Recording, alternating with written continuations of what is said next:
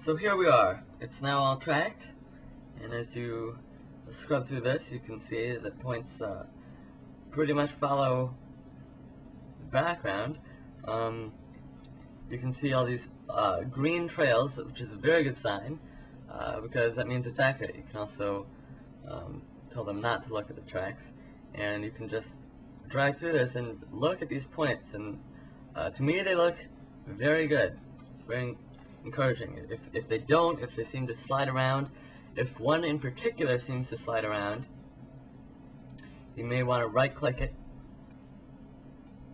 and press delete, or delete selected. If you take a look at the tracks, and some, like this point seems to be the majority of it seems to be red and yellow, so if you feel the need, you can just right click that and delete it. Right click it and delete it. But I prefer to let Icarus handle all that. The more points it has, well, I mean, it has a lot of points here to choose from, and it definitely won't choose, it won't factor in the bad points. So if you just leave it alone, it'll be perfectly fine. So the next step is usually to estimate the focal length. This is also pretty important because, I'll show you this example again. Well, I'll show you. Estimating the focal length, to do that, you create lines on your X, Y, and Z axes. So if we go in here, in our coordinate frame thingamabob, over here in the project thing, there's X-axis, and you would just draw a line, actually two parallel lines, and even if they don't look parallel, they are parallel in real life. That is what's so important. These lines here are, I mean, they're parallel to each other, but right here, because of the miracle of perspective, they do not look parallel. One is actually, angled down, and one is angled up, and that's just because, of perspective and the way it was shot and everything, the angle you're looking at it. And this just helps Icarus align itself and make the track more accurate. Also, kind of sets the scale of your camera once you get in 3D. This is only really possible if you've got really geometric cube-like structures where the X, Y, and Z is kind of given to you already.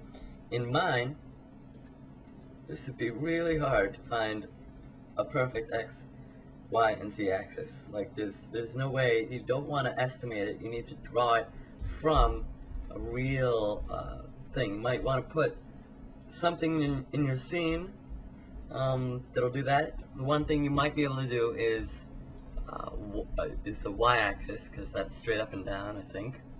Yeah.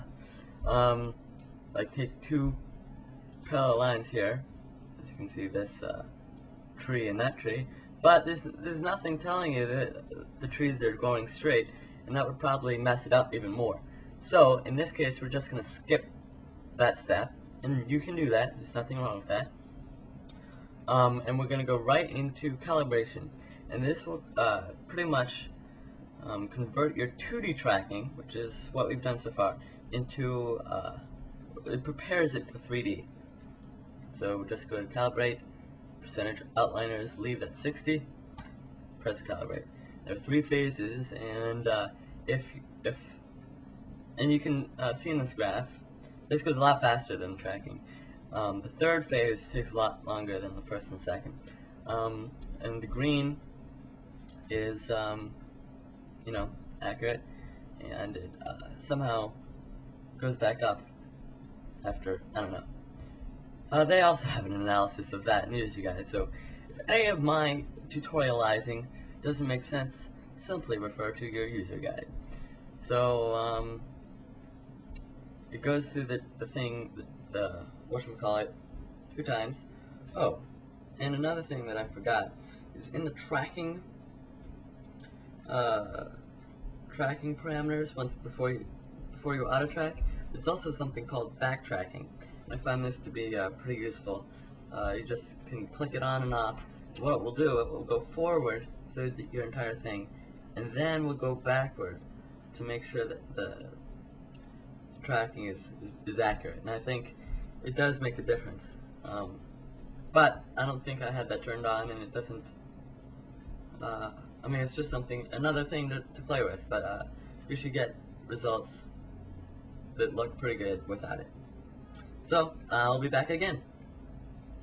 Actually, no, I'm not gonna wait.